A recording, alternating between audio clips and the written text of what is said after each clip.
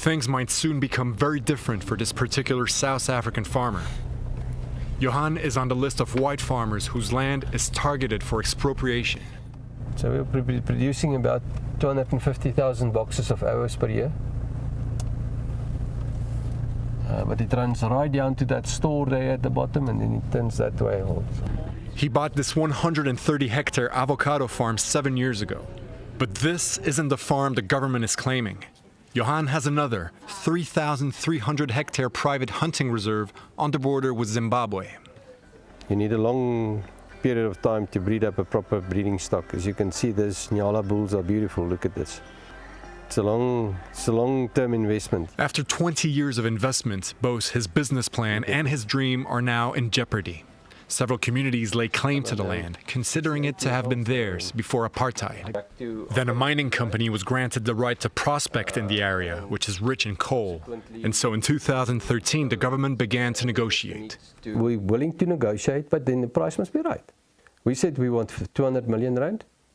They said they're going to give us 20 million rand. And when we got the letter, within 7 days they want to inspect the farm and they want us to hand over the keys. All of a sudden you don't have a farm, so what must you do? The only thing that you can do is you can go to court, which we did. The law that protects private property has been on his side so far. Johan still has the keys to his house, but for how long? The threat hasn't gone away. The authorities want to amend the constitution to remove the need to negotiate. Farmers are united. We're against expropriation without compensation. It also shows a disrespect for property rights. And we actually said that we send out a hand of friendship to anybody that would want to join this fight. That is why it looks like the authorities will have a fight on their hands. In South Africa, less than 20% of land has changed hands in the last 20 years. President Cyril Ramaphosa wants to speed up the process. In October, he personally oversaw the handing over of more than 4,000 hectares to a Zulu community.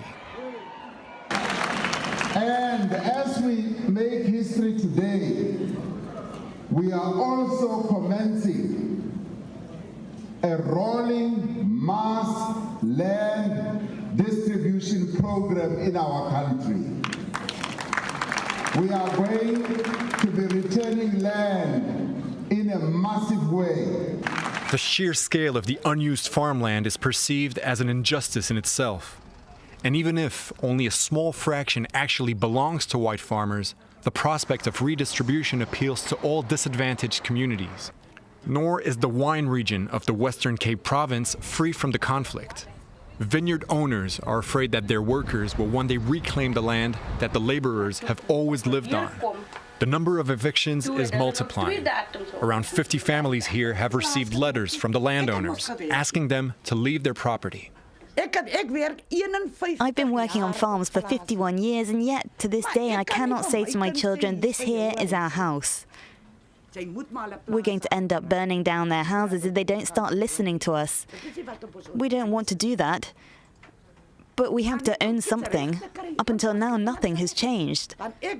Still, I really believe each one of us has the right to own something. Madeleine is a social worker who helps farm laborers threatened with eviction. There are over 200,000 people in this situation in the Western Cape. These workers, the first to fall victim to the growing panic among white farmers, are gripped by the debate over expropriation. I don't think in the Western Cape the municipalities have enough land to provide all these people with housing. Where will they then stay? Because this is the area that they've been living for all of their lives. So because it's such a huge amount of people, I think this is a really good chance for the government to take this farm as a land expropriation farm. Madeleine's NGO has got involved with the complex land debate by joining public hearings on expropriation in Parliament. It's very important that women farm workers should be explicitly targeted and engaged and consulted in terms of how land is going to be redistributed. South Africa's parliament has received over 700,000 motions concerning expropriation without compensation, half in favor and half against. You must understand that this is not a referendum. The committee will then engage on deliberations in the report and design recommendations to Parliament. And Parliament will be the last to take a decision. Public hearings have drawn to a close.